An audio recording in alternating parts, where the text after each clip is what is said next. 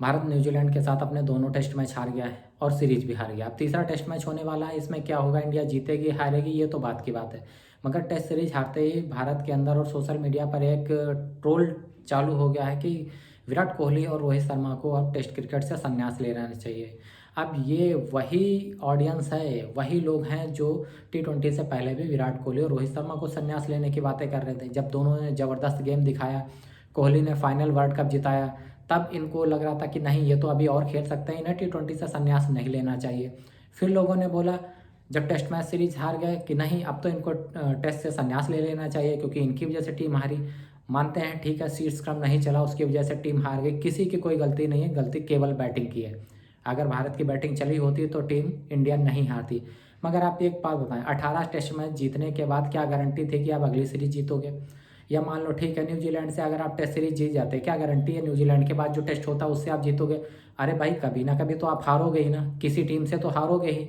तो आप हार गए, तो इस हार को इतना बड़ा चढ़ा के लेने की क्या बात है? ठीक है, हम 18 टेस्ट मैच की सीरीज के बाद हारे हैं। अगर हम यही 25 टेस्ट मैच सीरीज के बाद या 30 टेस्ट मैच सीरीज के बाद हारते तो हमें और ज़्यादा अफसोस होता।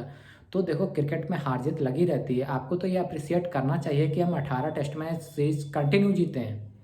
टीम हार गई तो कोई बात नहीं, अब रही घर में हारने की बात, तो ज़रूरी नहीं है कि कोई टीम घर में कंटिन्यू ही जीते। अब ऑस्ट्रेलिया को ही देख लो, अगर देखा जाए तो टेस्ट हो या वनडे हो या T20 हो, दुनिया में ऑस्ट्रेलिया से बड़ी कोई टीम नहीं है। और इंडिया ने ऑस्ट्रेलिया को लगातार 2 बार 2 टेस्ट सीरीज उसके घर में हराई हैं। तो इससे क्या ऑस्ट्रेलिया बुरी टीम हो जाती है?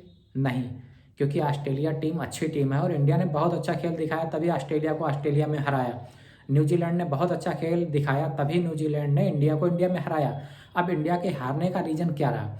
इंडिया के हारने का रीज़न ये रहा कि इससे पहले न्यूजीलैंड ने श्रीलंका के साथ खेला और दुनिया के बेस्ट बॉलर और बेस्ट स्पिन फ्रेंडली ट्रैक कहाँ होते हैं? श्रीलंका में।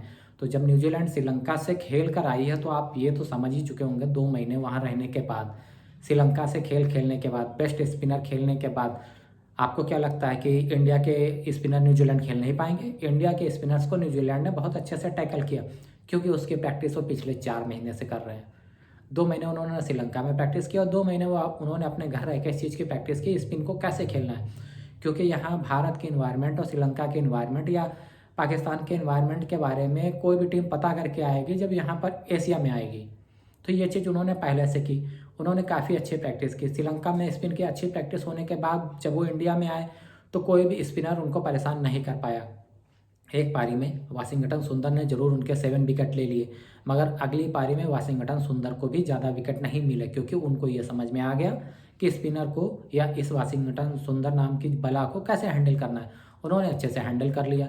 अब हमारे जो बैट्समैन हैं, हमारे बैट्समैन इंग्लैंड और ऑस्ट्रेलिया में कंटिन्यू खेलते हैं या बड़े बड़े सीरीज खेलते हैं जहाँ फास्ट बॉलर्स का बॉल वाला होता, वहाँ स्पिनर नहीं होते हैं। तो धीरे धीरे अब वो स्पिन जो इंडिया खेलने में माहिर हुआ करती थी अब नहीं खेल पाती है।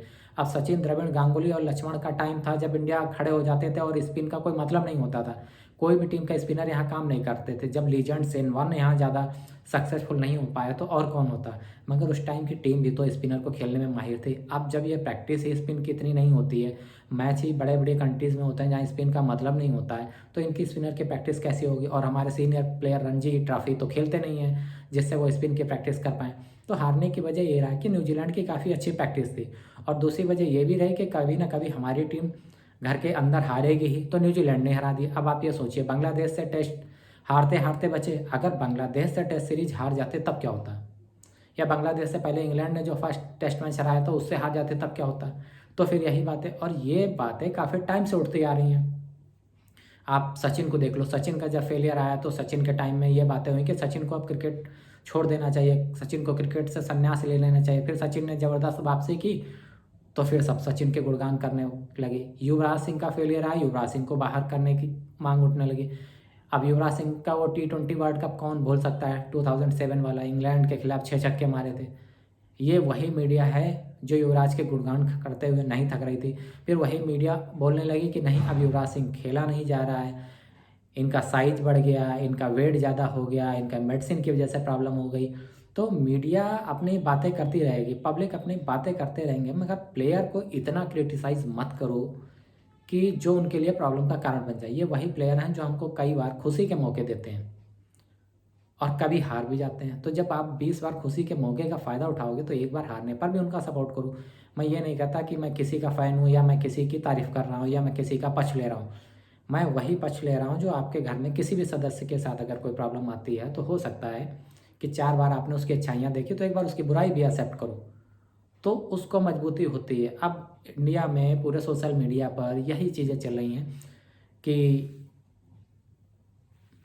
रोहित शर्मा, विराट कोहली को संन्यास ले लेना चाहिए, नए प्लेयर आने चाहिए। अरे भाई, एक टेस्ट सीरीज हारने से अगर आप संन्यास लेने पर आ जाओगे ना तो इंडिया में प्लेयर नहीं बचेंगे, क्योंकि हर टेस्ट मैच सीरीज में कोई ना कोई फेल होगा और आप उसको हर तरीके से निकालते रहोगे। तो अभी इंडिया में इतने प्लेयर प्रोड्यूस नहीं हुए हैं कि हर टेस्ट में सीरीज में नया प्लेयर आएगा, और आएगा तो गारंटी वो परफॉर्म कर देगा।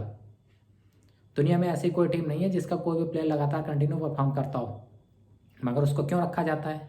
क्योंकि एक उम्मीद होती है कि बेस्ट प्लेयर है, परफॉर्म करेगा, जब टीम मुसीबत में होगी तब वो आगे आएगा। तो यही सोच के हम लोगों को ये सब बातों का बढ़ावा नहीं देना चाहिए।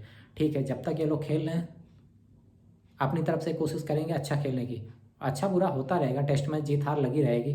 कंटिन्यू जो जीत मिली उसमें खुश रहे तो हारने में भी ज़्यादा प्रॉब्लम नहीं होनी चाहिए।